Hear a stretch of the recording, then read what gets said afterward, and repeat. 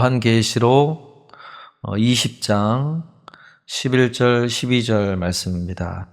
또 내가 크고 흰 보좌와 그 위에 앉으신 이를 보니 땅과 하늘이 그 앞에서 피하여 간 데 없더라.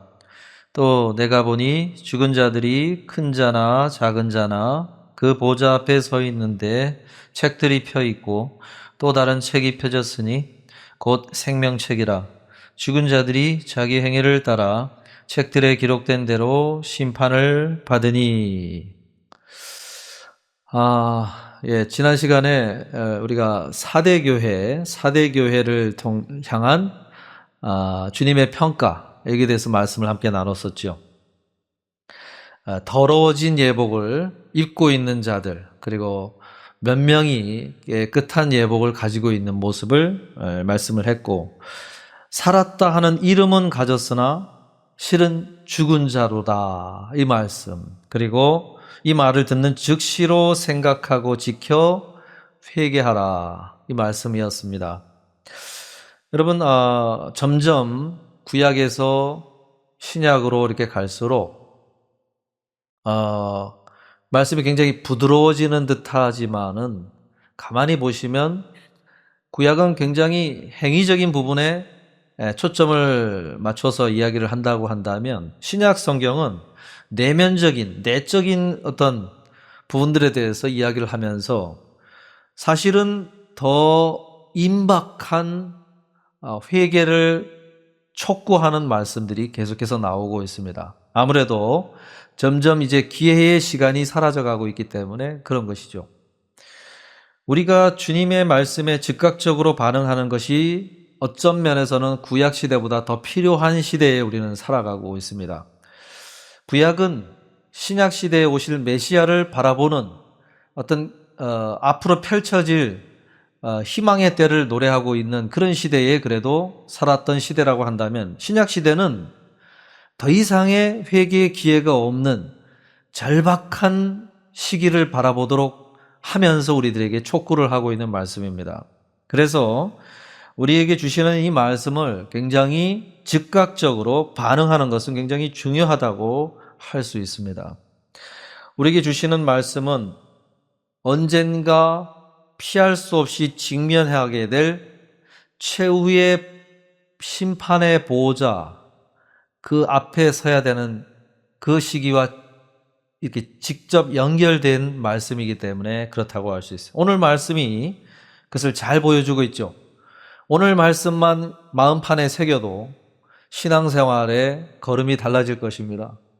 그리고 안일하게 있던 나의 이 신앙생활에 정말로 눈을 뜨게 만드는 그런 말씀이라고 할 수 있어요. 다른 모든 말씀 중에 이 말씀은 마음에 평생 품고 내 신앙의 원칙으로 삼고 지침으로 삼아야 될 아주 중요한 말씀이라고 할 수 있어요.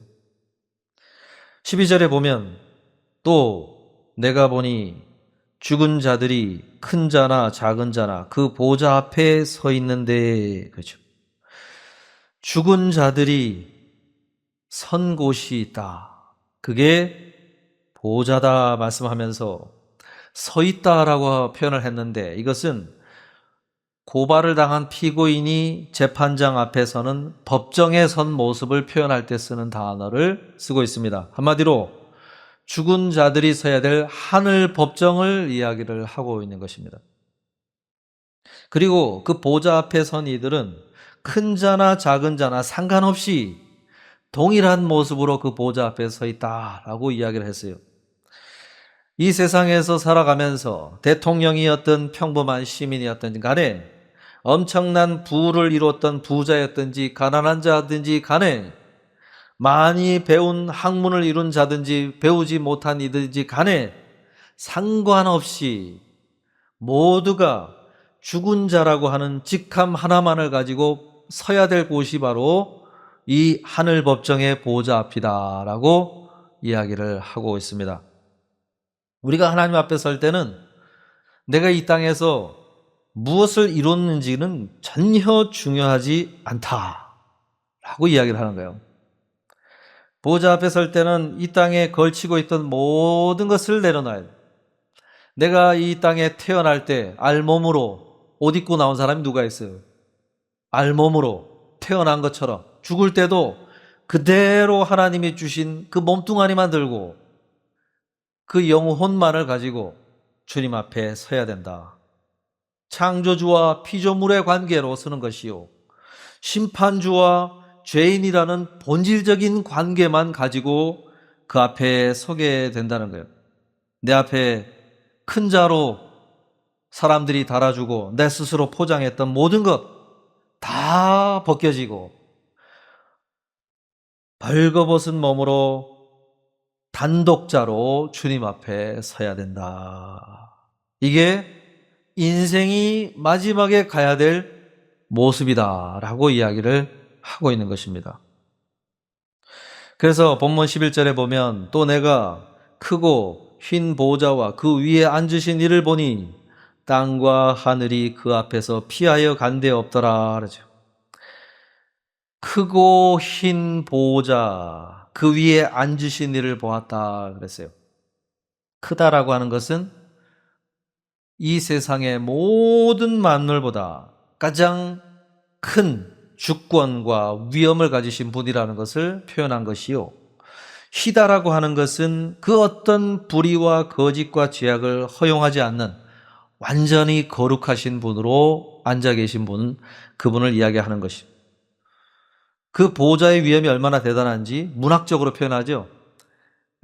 땅과 하늘이 그 앞에서 피하여 간 데 없더라 그랬어요. 땅과 하늘이 그 보좌 앞에 견딜 수가 없어서 피하여 사라졌다 그랬어요.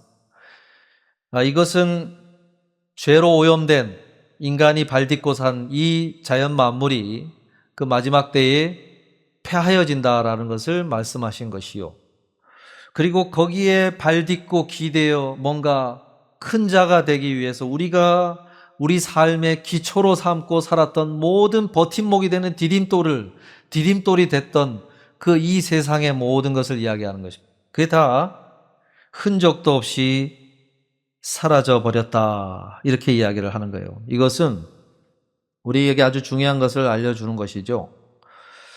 하나님의 보좌 앞에 설 때에 우리가 의지하던 모든 것은 아무것도 의지할 것이 없게 된다라고 이야기하는 것이죠. 사실은 이 말씀은 요한계시록 6장에 보면 사람들이 산과 바위에, 이 땅과 하늘에 자신들을 좀 가리워 달라고 요청하는 장면이 나와요. 요한계시록 6장 15절 16절에 보면 땅의 임금들과 왕족들과 장군들과 부자들과 강한 자들과 모든 종과 자유인이 굴과 산들의 바위 틈에 숨어 산들과 바위에게 말하되 우리 위에 떨어져 보좌에 앉으신 이의 얼굴에서와 그 어린 양의 진노에서 우리를 가려워 달라, 가리라라고 이렇게 요청을 해요. 근데 하나님의 보좌 앞에서 그 가림막이 되어야 될 땅과 하늘이 그 자체가 아예 사라져버렸다, 이렇게 이야기를 하는 것입니다. 우리가 쌓아 올렸던 영원할 것으로 믿고 그토록 얻으려고 했던 많은 세상의 이름들, 가치들, 자랑거리들, 내가 발딛고 살았던 모든 것들 다 사라진다. 그리고 내가 어떻게 숨길 수가 없고 있는 그대로의 모습으로 하나님 앞에 그대로 서게 된다라고 이야기하는 것이죠. 심판대 앞에서 남는 것은 세상이 나를 어떻게 평가했느냐, 세상이 나를 얼마나 칭찬했느냐, 이거는 하나도 중요하지가 않고 보좌에 앉으신 크고 위엄하신 그 하나님이 나를 어떻게 평가하시느냐가 중요해지는 자리라는 것이죠. 그래서 보좌 앞에 뭐가 펼쳐져 있다고 소개합니까? 하나님이 어떻게 평가했는 것이 적혀있는 책들을 소개하고 있죠. 12절의 후반부에 보면 책들이 펴 있고 또 다른 책이 펴졌으니 곧 생명책이라, 죽은 자들이 자기 행위를 따라 책들에 기록된 대로 심판을 받으니, 그래. 책들이 먼저 펴져 있었다라고 이야기했습니다. 여기서 말하는 책은 헬라어 비블리온이라는 단어가 써요. 이것은 두루마리를 말하는 거예요. 양피지, 양 가죽으로 만든 그 당시에 기록하기 위해 썼던 두루마리든지 아니면 식물을 이용해서 만든 파피루스, 그런 두루마리를 이야기하는 것인데, 그 두루마리가 봉인이 되어 있다가 그것이 펴져 있던 상태로 이야기하는 것이죠. 그래서 거기에 또 다른 책이 오픈되어 있는 모습을 소개하는 게 바로 생명의 두루마리다. 그래서 생명이 두루마리. 우리가 이제 여기서 그 결과가, 그 책에 하나님이 어떻게 평가했는지에 대해서 기록이 되어 있는데, 그 기록이 오픈이 되면서 한 사람씩 이렇게 서 있는, 죽은 자들이 서 있는 그 사람들 향하여 이제 심판이라고 하는 결과가 내려진다라고 소개를 하고 있습니다. 이 세상의 모든 사람은 심판받지 않기 위해서 뭔가 좋은 일을 하기 위해서 애를 많이 쓰죠. 노력을 많이 하죠. 그래서 고대 이집트인들은 4, 5세계의 신, 그 오시리스라고 하는 신을 믿었는데, 그 오시리스 신 앞에서 내놓을 만한 자기의 그 심판받지 않기 위해서 내놓아야 될 그 기록을 갖다가 자기가 죽을 때 42가지 정도를 기록을 해가지고 죽을 때 관에다가 같이 넣게 한다고 했었죠. 42가지가 이런 형식이에요. 나는 도둑질을 하지 않았습니다. 나는 살인을 하지 않았습니다. 나는 신을 모독하지 않았습니다. 하면서 나는 무엇을 하지 않았는지에 대한 형식으로 42가지를 그 두루마리에 써가지고 관에다 넣는다는 거예요. 그래서 나중에 그 오시리스 신 앞에 섰을 때 자기가 이 두루마리를 보여주면 그 사람들은 문자에 힘이 있다고 믿은 사람들이거든요. 그래서 상형 문자를 굉장히 신성시하게 여겼던 사람들. 그래서 자기가 실제로 하지는 않았어도 했다라고 적어 놓으면 그게 마치 주술이 있어서 주문처럼 그 오시리스 신 앞에서 자기를 이렇게 방어해 줄 수 있다고 믿는 신앙으로 조작된 고백을 거기다가 적어서 거기에 관에다가 넣어서 가지고 간다는 거예요.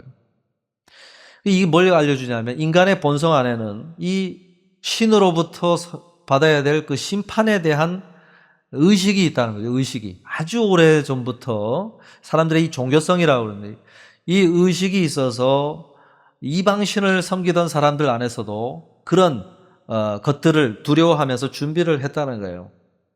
하나님을 모르는 이들 안에도 이런 심리가 있었다는 것이죠. 근데 성경이 마찬가지로 내가 아무리 의로운 그 행위록, 행실록에 내 삶의 모든 걸음의 행실들이 다 적혀 있는데, 거기에 그것을 통해서 내가 아무리 하나님 앞에 나는 구원을 받아야 될 대상이지 심판의 대상이 아닙니다라고 증명하려고 해도 내려지는 결론이 뭐라는 거예요? 자기 행위를 따라 책들에 기록된 대로 심판을 받으니, 그랬어요. 심판을 받을 수밖에 없죠. 그래서 어떤 분은 우리끼리 막 도토리 키재듯이 나는 저 사람보다 나아 한다고 해도 그것은 단순히 반딧불이요 촛불에 비할 뿐이지 태양빛에 비하면 그 어디 내놓을 만한 빛이 되지도 못한다는 것이죠. 하나님 앞에 섰을 때 빛의 근원 되신 그 하나님이 불꽃 같은 눈으로 나를 쏴보시는데 내가 거기서 내놓을 만한 것은 아무것도 없어. 심판으로 형벌을 받을 수밖에 없는 죄인 그 이상이 될 수가 없다는 것이죠. 근데 한 가지 책이 하나 더 있으니 내 행함을 적어놓은 그것으로는 나도 심판의 운명이 될 수밖에 없는데, 그런데 생명책이 오픈이 되어서 거기에 이름이 기록이 되어 있는 자, 그 자는 어떻게 될까요? 그 자에게는 행위에 의해서 결과가 나오는 것이 아니라 하나님의 은혜의 결과가 나오게 된다고 소개하는 것이죠. 요한계시록 21장 27절에 보면 생명책에 대해서 이렇게 더 설명하죠. 무엇이든지 속된 것이나 가증한 일 또는 거짓말하는 자는 결코 그리로 들어가지 못하되 오직 어린 양의 생명책에 기록된 자들만 들어가리라 그랬어요. 자, 생명책의 풀네임이 소개됐죠. 어린 양의 생명책. 이게 풀네임이에요. 어린 양의 생명책.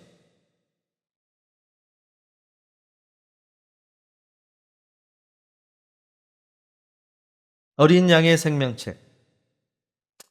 이 생명책의 원어를 가만히 보면요, 이렇게 돼 있어요. 생명, 어린 양을 통해 생명이 주어진 자들의 이름이 기록된 책이에요. 풀어보면 생명이 주어진 자들의 책, 그 이름이 적혀 있는 책이라는 것이죠.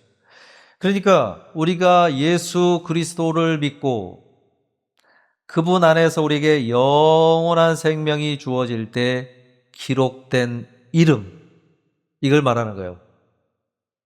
이 이름이 있는 자, 그 있는 자에는 우리의 행함으로 심판을 받는 것이 아니라 하나님 영원한 어린 양에 의해서 죄사함을 받은 이들, 그 이름이 적혀 있는 그것을 본 순간 들어가게 하신다는 것이죠. 어딜요? 이 땅은 다 폐하여지고 새 하늘과 새 땅, 예수님이 우리가 거처를 마련하면 다시 오리라고 하신 그 거처, 새 예루살렘, 그 거처가 마련되어 있는 그곳으로 들어가게 하신다, 이렇게 소개를 하는 것입니다. 그래서 예수님께서 누가복음 10장 20절에 너희 이름이 하늘에 기록된 것으로 기뻐하라 그랬죠. 너희 이름이 하늘에 기록된 것으로 기뻐하라. 이 세상에서 가장 기뻐해야 될 이유가 뭐냐면 내가 이 세상에서 뭔가 돈을 많이 벌었기 때문이 아니요, 내가 뭔가 사회적으로 위치에 올라갔기 때문이 아니요, 제자들이 와서 귀신이 쫓겨가더라이다, 그 귀신이 쫓겨간 것으로 기뻐할 것이 아니요, 가장 너희가 기뻐해야 될 것은 너의 이름이 하늘에 기록된 것으로 기뻐하라. 이게 가장 큰 기쁨의 이유다라고 이야기를 하신 것입니다. 그렇겠지요. 보호자 앞에서의 신분은 내가 쓴 이력서로 결정되는 것이 아니고 하나님이 쓰신, 기록하신 어린 양을 통하여 주신 그 생명이 기록된 그 기록에 의해서 우리가 하나님 앞에서 은혜를 입고 하나님의 거처로 들어가 그 안에서 안식을 누리게 된다라고 말씀을 하는 것입니다. 그래서 종교개혁자 존 칼빈은 이렇게 얘기합니다. 하나님은 우리를 보실 때 세상의 눈으로 보지 않고 예수 그리스도의 보혈의 은혜라고 하는 그 잣대로 우리를 보신다 그랬어요. 여러분, 우리가 이 예배 자리에 나와서 무엇을 연습하는 것이냐면 하나님이 보시는 눈으로 우리의 삶을 보기 위해서 연습하는 것입니다. 마지막 때에 알게 될 그 하나님의 시선으로 우리가 이렇게 예배로 모여 하나님의 말씀을 통해서 우리의 시선을 교정하는 것이죠. 아, 삶을 어떻게 볼 것인가? 삶을 어떻게 봐야 되는 것인가? 마지막에 주님의 보호자 앞에 섰을 때 주님이 우리의 행함을 어떻게 기록하시는지, 행위를 기록한 책에 기록되는 그 하나님의 눈으로 우리의 삶을 들여다보면서 어떻게 해야 될까? 내가 어떻게 삶을 갖고 가야 될까라는 것을 연습하는 시간이라는 것이죠. 그래서 본 해퍼, 독일의 신학자 본 해퍼는 이렇게 설명합니다.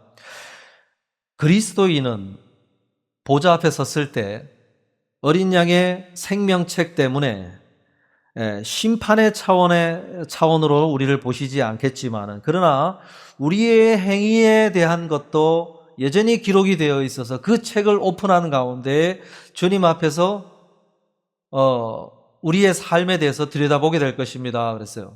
그때 어떻게 들여다보냐면 우리가 과연 주님 앞에서 어떻게 살았는가를 보실 때 하나님이 평가하시는 기준은 우리에게 주어진 생명이 주어지고 생명책에 기록된 자로서 내가 어떻게 주님의 말씀에 순종했는가, 내가 어떻게 주님의 말씀에 그 말씀을 듣고 반응했는가, 여기에 대한 행함의 기록을 살펴보게 될 것이다.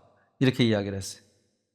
여러분, 우리에게 생명이 주어졌고 성령이 내 안에 거하셔서 우리에게 하나님의 뜻을 알리시는 정말로 생명이 작동하고 있는 사람이라면 내가 하나님의 말씀을 들은 것에 대해서 내가 어떻게 반응했는지는 주님 앞에서 판단받게 될 것이라는 것입니다. 작은 소자들에게 어떻게 했는가? 주님의 교회를 어떻게 섬겼는가? 주님의 말씀을 듣고 나는 나의 삶의 모든 자원들을 어떻게 사용했는가? 청지기로서 어떻게 살려고 했는가? 그런 걸 하나하나 살펴볼 때 얼굴이 화끈거릴 때가 있겠죠. 부끄럽겠죠. 아, 내가 저렇게 했구나. 그러나 또 하나님 앞에서 흐뭇해질 때가 있겠죠. 아, 내가 그랬구나. 말로 지은 죄, 눈으로 지은 죄, 귀로 지은 죄, 마음으로 지은 죄, 이 모든 게 다 기록이 될 것이다. 여러분, 그런 면에서 우리가 지금 이렇게 하나님의 말씀을 듣고 걸어가는 것은 실시간으로 하늘에 기록되어지고 있는 기록의 걸음이라는 것입니다. 굉장히 중요하죠. 내가 이 하나님의 말씀을 듣고 걸어가는 걸음은 다 하나하나가 기록되어지는 걸음이라는 거예요. 그때 가서 우리가 그것이 오픈이 될 때 그것을 살펴보게 되겠죠. 하나님의 불꽃 같은 눈으로 나를 보고 계시는 그 하나님의 눈앞에 정직하고 솔직하고 내 영육을 모두 오픈한 가운데 보게 되겠죠. 그래서 종교개혁자 존 칼빈은 우리가 이 세상 법정을 의식하는 시선이 아니라 하늘 법정을 의식하는 시선으로 날마다 우리의 삶을 끌어올려야 됩니다. 우리는 살아가다 보면 하늘 법정은 그것을 다 오픈해야 되는데 사실은 세상 법정은 어떻습니까? 적당히 하면 되거든요. 적당히. 법에 저촉이 되지 않으면 전혀 문제가 되지 않아요. 그리고 다른 사람들이 모르고 다른 사람들의 눈이 닿지 않는 곳에서 행하는 것들은 다 괜찮거든요. 은밀한 골방에서 내가 하는 일들은 괜찮거든요. 그래서 적당히 하게 됩니다. 적당히 뭘 해도 적당히. 그리고 하나님의 말씀 순종하는 것도 적당히. 적당히 해도 돼요.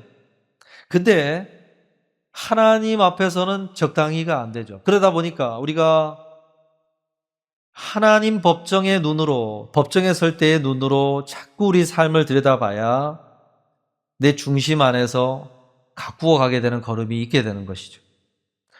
바울이 이렇게 말씀했지요. 고린도전서 13장 12절에 보면 우리가 지금은 거울로 보는 것 같이 희미하나 그때에는 얼굴과 얼굴을 대하여 볼 것이요 지금은 내가 부분적으로 하나 그때에는 주께서 나를 아신 것 같이 내가 온전히 알리라 그랬어요. 바울은 그 당시에 거울을 이야기하면서 우리가 말씀을 통하여 바라보는 것이 마치 거울로 보는 것 같이 희미하게 보는 것이다 라고 그랬어요. 우리가 지금 하늘 법정을 이 기록된 말씀을 통해서 봤는데 막 3D 같이 생생하진 않지 않습니까?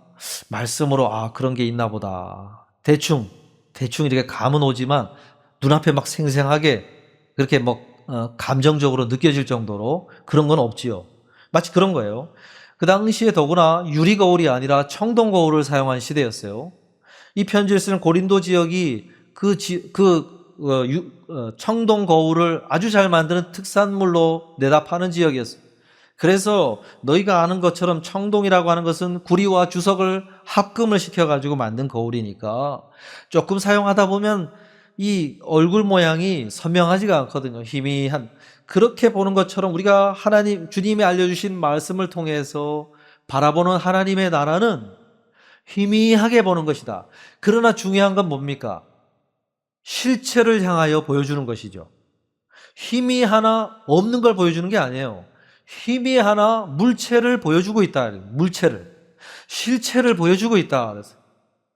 그러니 우리가 희미하게 보지만 그 너머에 벌어지고 있는 하나님 나라의 그 일들, 지금도 죽은 자들이 가서 하나님 앞에서 직면하고 있는 그 보좌, 이걸 보여주고 있으니 방향이 맞으니 그 말씀을 듣고 우리가 삶을 잘 갖고 가면 그때 거울이 아니라 실제로 라이브로 그 자리에 섰을 때 말씀으로 희미하게 보던 것을 생생하게 보면서 마주하게 되리라, 이 말씀을 한 거예요.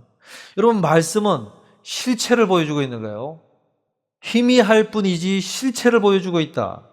여러분, 이 말씀을 정말로 엄중하게 진실하게 받은 사람은 그 자리에 갔을 때 후회가 덜할 것이요, 희미하다고 해가지고 그냥 귀담아 듣지 않고 그렇게 했던 사람들은 하나님 앞에, 말씀 앞에 섰을 때 행함이 주르륵 두루마리가 펼쳐지는데 얼굴이 화끈거리면 그런 모습으로 서게 되겠죠. 여러분, 오늘 이 말씀을 잘 기억하실 수 있기를 바랍니다. 그래서 마틴 로이드 존슨 목사님은 이 산상수훈을 강의하면서 하신 말씀인데, 우리가 마치 단 한 분의 관객을 의식하며 무대에 서서 연기를 하고 있는 그러한 것으로 생각하며 삶을 살아야 된다라고 이야기했어요. 다른 많은 사람을 의식하는 것이 아니라 단 한 분, 하나님 한 분을 의식하는 그 시선을 주된 시선으로 마음에 품고 우리의 삶의 걸음을 걸어가는 그러한 무대 위에 서 있다라고 생각하며 살아야 된다라고 이야기했어요.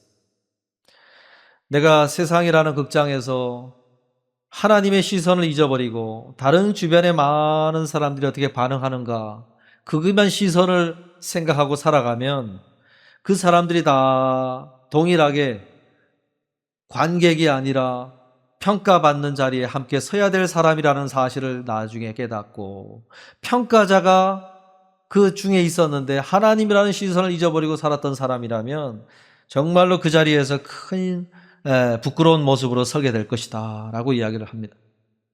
사랑하는 성도 여러분, 신앙생활에서 인생에 정말로 나의 인생 구절로 삼아야 될 말씀이 여러 가지가 있겠지만, 오늘 이 요한계시록에 주신 이 20장 11절 12절 마음에 새겨야 돼. 신앙생활에, 아니 인생에, 삶의 걸음을 걷는 이들이 꼭 기억해야 될 말씀입니다. 오늘 이 말씀 꼭 기억하시고 내 삶의 걸음걸음이 기록이 남겨지고 있다고 하는 사실을 기억하시고, 그 누가 보지 않는 어떤 어두운 골방에서 어떤 사각지대에 있다 할지라도 숨길 수 없고 피할 수 없는 오직 한 시선, 하나님의 시선이 추적하여 그것을 지켜보고 있고, 그 하나님이 두루마리에 나를 위한 행위록에 기록하고 있다는 사실을 기억하세요. 어느 곳에 있든지 하나님을 두려워하는 자들이 돼야 해요. 마치 요셉이 보디발의 아내가 찾아왔을 때 내가 어찌 하나님 앞에 득죄하리요, 이 시선, 그 시선을 가진 자, 그런 자는요 하나님 앞에 섰을 때 다른 평가를 받게 될 것입니다. 사랑하는 성도 여러분, 우리 모두가, 저도 그렇고 여러분도 그렇고, 큰 자나 작은 자나 똑같이 죽은 자가 되어 주님 앞에 섰을 때 그러한 하나님으로부터 귀한 평가를 받는 저와 여러분 되시기를 주님의 이름으로 축복합니다.